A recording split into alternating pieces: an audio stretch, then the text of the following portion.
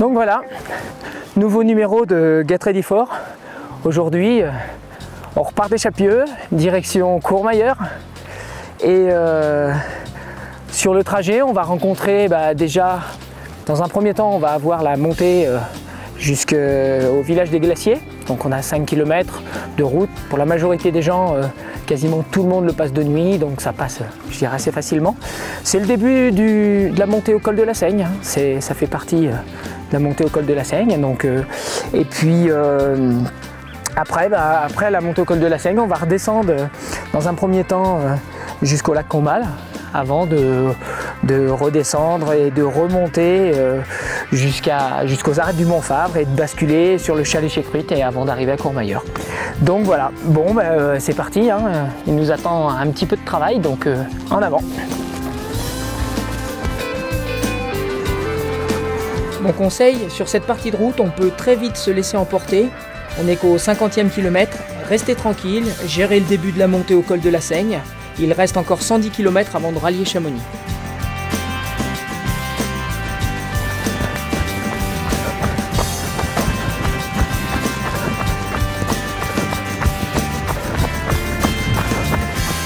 La suite de la montée se déroule en deux parties.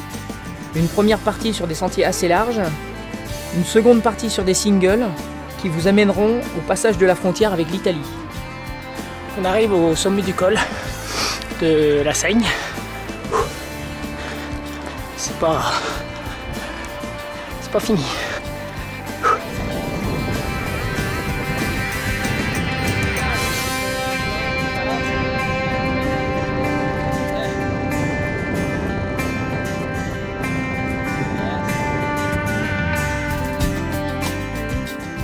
Attention à bien rester concentré sur le balisage. Sur ces secteurs-là, vous pouvez y rencontrer du brouillard et sortir très facilement des sentiers. Allez, plus que 18 km et on est à Courmayeur.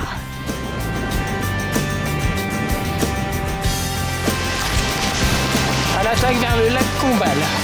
La descente sur le lac Combal est plutôt technique, avec des zones très rocailleuses, mais dès votre arrivée au ravitaillement situé au début du lac, c'est une zone d'1 km 800, beaucoup plus roulante qui vous attend. Profitez-en pour bien récupérer. La montée aux arêtes du Montfabre est très raide avant de basculer sur le chalet chez Cruit. Donc là, les points de repère que vous allez avoir en rentrant et en arrivant à Courmayeur, vous allez avoir donc à une centaine de mètres, là le grand toit que l'on voit là-bas, c'est le ravitaillement. Hein, vous avez le ravitaillement. Et quand vous allez repartir du ravitaillement, vous allez passer un petit tunnel, tout petit pont. Vous allez remonter en face. L'objectif, c'est l'église. Il faut vraiment garder comme objectif l'église. Et vous passez juste au pied de l'église. Quand vous passez au pied de l'église, après, ça tourne légèrement sur la gauche. On remonte dans ce petit vallon juste en face, au milieu des maisons.